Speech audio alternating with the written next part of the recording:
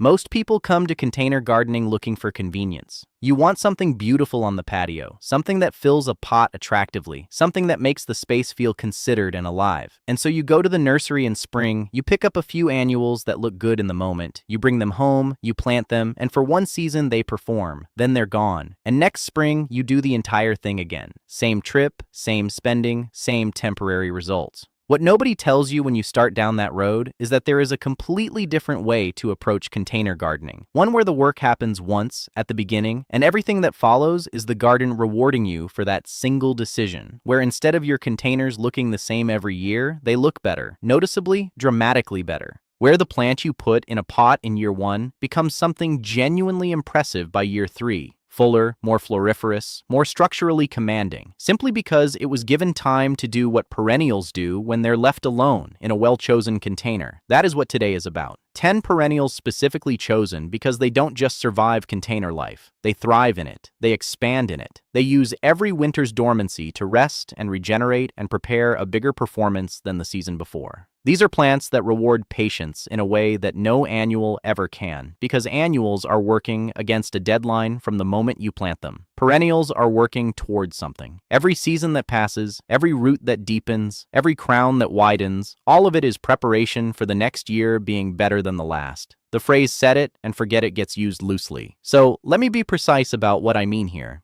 These plants need water, particularly in their first season, while roots are establishing. They benefit from a light top dressing of compost each spring. Some need a trim at specific points in the season to keep them performing at their best. That is not nothing, but it is as close to nothing as a living plant can ask of you. Once established in the right container with the right mix, these 10 perennials largely take care of the rest themselves. They don't need constant feeding. They don't need repotting every year. They don't need replacing. They just need to be left in peace to get bigger. And bigger is exactly what they get. Let me take you through all 10. Number 1 is daylily. There is a reason daylilies appear on every list of reliable, rewarding perennials, and the reason is simply this. No other plant delivers the combination of rapid establishment, continuous bloom, and compounding annual improvement with less fuss or less demand on the gardener. In a container, that combination becomes even more apparent because you are watching it happen in a concentrated space where every change is immediately visible. In the first year of container life, a daylily establishes its thick, fleshy root system through the pot, produces a healthy clump of arching grass-like foliage, and sends up its first flowerscapes. The bloom in year 1 is already generous. Stella d'Oro, which stays compact at around 12 inches and is one of the most reliable container varieties available, will flower from late spring through autumn in its very first season, blooming, resting briefly, then pushing a second and sometimes third flush of those golden yellow flowers before the season closes. By year 2, the root system has expanded significantly through the container volume, and the difference is immediately visible above ground. The foliage clump is fuller. The number of simultaneous flowerscapes has often doubled. The plant has calibrated itself to its container, and it is performing with a confidence that first-year plants simply don't have. By year 3, the container daylily is a genuinely substantial specimen, the kind of plant that people stop and look at that makes a patio feel properly gardened rather than hastily decorated. And it got there without you doing very much at all, beyond watering it through the first season and leaving it alone to do its work. The rebloom varieties are the right choice for containers specifically because you want that extended season performance. Stella d'Oro, Happy Returns, Pardon Me. All of these rebloom reliably, and all of them build into increasingly impressive container specimens with each passing year. Use a container at least 16 inches across with excellent drainage, divide every 3 to 4 years when the clump becomes crowded and bloom production starts to decline, and replant the most vigorous divisions for the next cycle of growth. Beyond those 2 occasional interventions, the daylily manages itself entirely. Number 2 is coneflower. The coneflower earns its place on this list through a particular kind of annual improvement that is unlike almost any other perennial. The thick taproot of a well-established coneflower is the engine of the whole operation. Every winter, while the plant is dormant in the container, that taproot is deepening, strengthening, storing energy reserves that will power the following season's growth. And the result of that deepening, season after season, is a plant that produces progressively more flower stems every year with a reliability that begins to feel almost mechanical in its consistency. A first-year container coneflower might produce 5 or 6 flower stems. A second-year plant in the same container produces 10 to 15. A third-year established pot specimen can produce 20 or more simultaneous blooms. Those iconic raised cones in rich rosy purple or warm white holding above the foliage in a display that is unmistakably full and unmistakably established. For container culture, the variety Magnus is the consistent standout. The blooms are large and rosy pink, carried on strong, upright stems that don't require staking, and the plant builds its taproot with particular vigor in a deep container where it has room to go downward without restriction. 14 to 16 inches deep is the minimum container depth for coneflowers, and that depth matters more than diameter because it's the downward movement of that taproot that drives the annual improvement cycle. Beyond the pure visual performance, coneflowers bring an ecological generosity to the container garden that adds a living quality no purely decorative plant can provide. Bees find the flowers immediately. Butterflies follow. In autumn, when the petals drop and the seed heads remain, goldfinches work through them steadily. That progression, from bee-covered blooms in summer to bird-visited seed heads in winter, turns a single container plant into a full seasonal experience that enriches the entire space it occupies.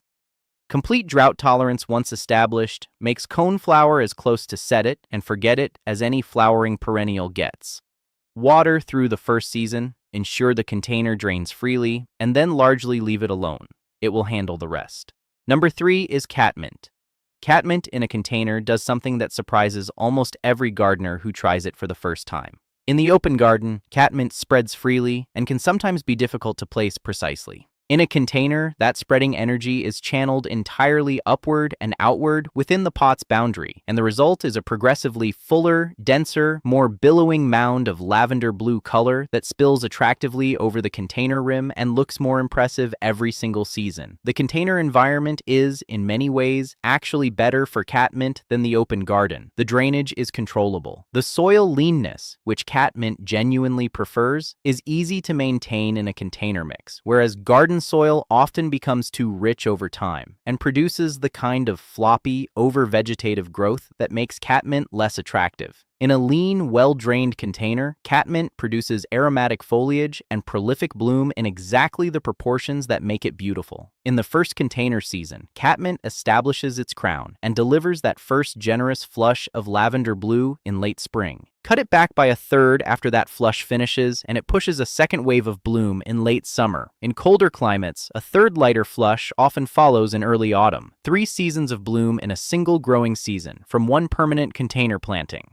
By year 2, the crown is substantially larger, sending up more stems, producing a denser mound, and delivering noticeably more total bloom across each of those 3 flushes. By year 3, the container catmint is a full, billowing, generously blooming specimen that has become a genuine feature of the space it occupies. Walker's Low is the most widely available and most reliably container-appropriate variety, mounding to around 2 feet and spreading attractively without ever becoming unmanageable in a good-sized pot. The set it and forget it quality here is exceptional. Top dress with a little fresh compost each spring. Cut back after each flush to encourage the next. Keep the drainage free and never let the container sit in standing water. That is genuinely the entire maintenance requirement for a plant that delivers months of soft color and light fragrance from spring through autumn, getting better at it every year. Number 4 is Hosta. No conversation about container perennials that keep getting bigger is complete without Hosta, because no other plant demonstrates the annual improvement principle more visibly, more dramatically, or more consistently than a Hosta grown in the right container in a shaded position over 3 to 5 years. The improvement mechanism is the crown, that dense, compact root mass from which each season's leaves emerge. Every winter, the crown adds new growing points. Every spring, those new growing points produce new leaves. More leaves than the year before, larger leaves than the year before.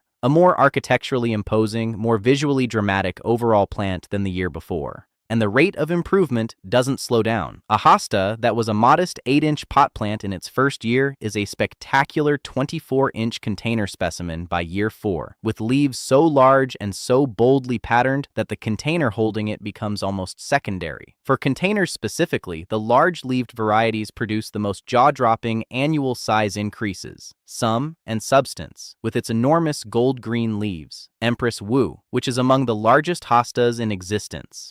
Halcyon, with that distinctive, cool blue-gray coloring that reads beautifully against almost any container material or patio surface.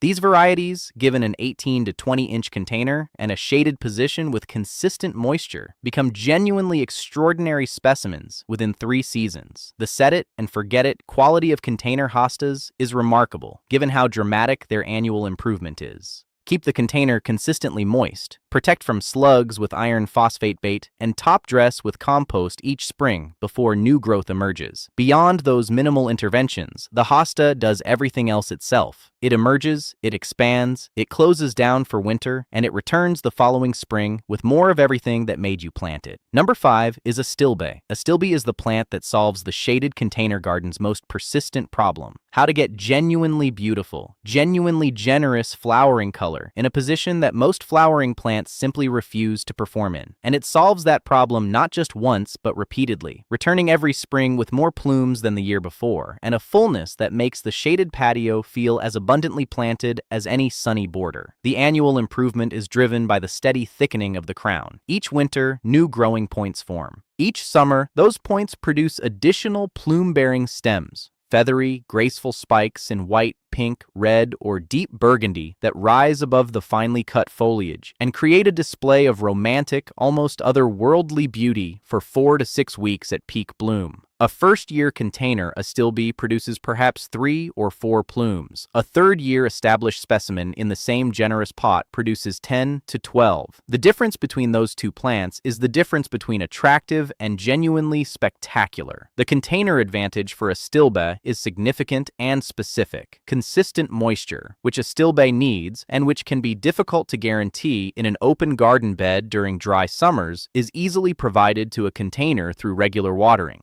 Check the container in warm weather. Mulch the surface to slow evaporation. Keep it away from drying afternoon wind. Provide those conditions, and Astilbe repays you with an annual improvement cycle that is among the most beautiful in all of container gardening. Number 6 is Coral Bells. Coral Bells earns a unique position on this list because it is the only plant here that contributes genuine beauty to the container in every single month of the year. Not just during its bloom season, not just during the growing season. Every month, including the gray ones, including the cold ones, including the months when everything else in the container garden has retreated entirely. The foliage is the thing. Modern Coral Bells varieties come in a color palette so broad and so extraordinary. Near black, electric lime, warm amber, peachy silver, deep burgundy, that a well-chosen variety in a well-chosen container creates a visual statement that operates completely independently of whether the plant is in bloom or not. And as the crown expands each season, adding new rosettes around the base, the color display intensifies. More leaves, richer color, a fuller and more lush overall plant that occupies its container with increasing authority each year. The set it and forget it quality is exceptional. Top dress with compost each spring. Divide every 3 to 4 years when the crown becomes tall and woody. In colder zones, check for frost-heaved crowns in early spring and press them firmly back into the soil. Beyond those occasional tasks, Coral Bells simply grows, colors, and improves, 12 months a year, year after year. Number 7 is Black-Eyed Susan Goldsturm. Goldsturm is the container perennial that makes a new patio planting look established faster than anything else on this list. The bold yellow flowers with their deep brown centers cover the plant so completely from midsummer through October that an established container specimen reads as a strong, confident block of color from the moment you step outside, and it gets to that established quality faster than you might expect. The rhizomatous root system expands steadily through the container volume each season, producing more above-ground clumps and more simultaneous flower stems with every passing year. A first-year plant produces perhaps a dozen stems. A third-year plant in the same large container produces 30 or 40, a dense, golden mass that covers the pot so completely the foliage beneath becomes largely invisible. No deadheading required. No feeding required. Simply leave it in the container and it gets better by itself every single year without asking for anything beyond basic watering. Number 8 is Salvia. Ornamental salvia builds its container presence through the kind of annual structural refinement that makes a plant look progressively more professional, more considered, more like something a designer placed deliberately rather than something that simply grew. By its third year in a container, an established salvia specimen has the architectural quality of a plant that belongs in a serious, well-designed garden. And it got there largely on its own. The crown adds new growth points each season, producing additional upright flower spikes every spring. Those rich violet purple or cobalt blue spikes rise in increasing numbers with every year, creating a display that deepens in density and impact as the plant matures. Cut it back after each flush, and it pushes another wave of bloom. Full sun of at least 6 hours daily is non-negotiable. In insufficient light, the annual improvement slows significantly. Top dress with compost each spring to replace depleted nutrients. Provide those two things, and Salvia delivers seasons of escalating structural beauty with almost no further intervention required. Number 9 is lavender. Container lavender carries a secret that open garden lavender growers don't always get to discover. Lavender often thrives better in a pot than in the ground. The reason is drainage control. Lavender's most common cause of decline in garden beds is waterlogged soil through winter and early spring, a problem that a terracotta container with a lean, gritty mix essentially eliminates entirely. Remove that problem, and lavender builds steadily and confidently into one of the most beautiful and most fragrant container specimens available. The annual improvement shows in two ways simultaneously: expanding bloom production and deepening fragrance presence. More flower spikes each year, a more substantial woody crown, a more architecturally impressive silver foliaged structure that anchors the container with genuine presence through every season. 1 part coarse grit to 2 parts potting mix in a terracotta pot, never sitting in standing water, a light trim after each bloom flush. Follow those simple guidelines, and container lavender rewards you with compounding beauty for years.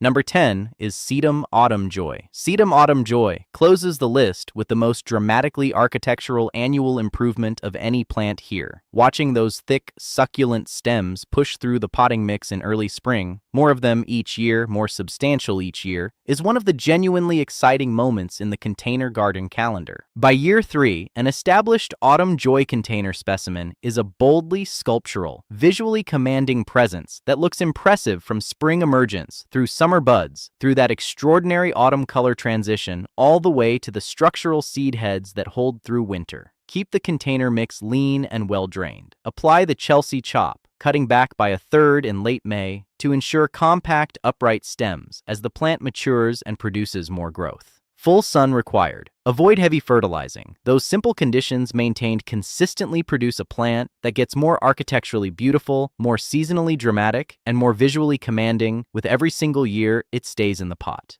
10 plants. 10 different expressions of the same fundamental principle: that a perennial, given the right container, the right conditions, and the simple gift of being left alone to establish and expand, will repay that patience with something no annual replacement cycle can ever deliver. Daylilies building toward abundance. Coneflowers deepening their taproot for next season's bigger bloom. Catmint filling its container with soft, fragrant color. Hosta expanding leaf by magnificent leaf. Astilbe reaching upward with more plumes each summer. Coral bells coloring through every month of every year. Goldsturm covering its pot in bold, reliable gold. Salvia rising with increasing structural precision. Lavender anchoring the sunny container with silver and fragrance. Sedum standing bold and sculptural from first emergence to last frost. Set them up thoughtfully. Water them through establishment. Top dress each spring and step back. The rest is time doing what time does to the right perennials, turning something good into something genuinely extraordinary. Thank you for watching this video. Click here to watch another video that might interest you.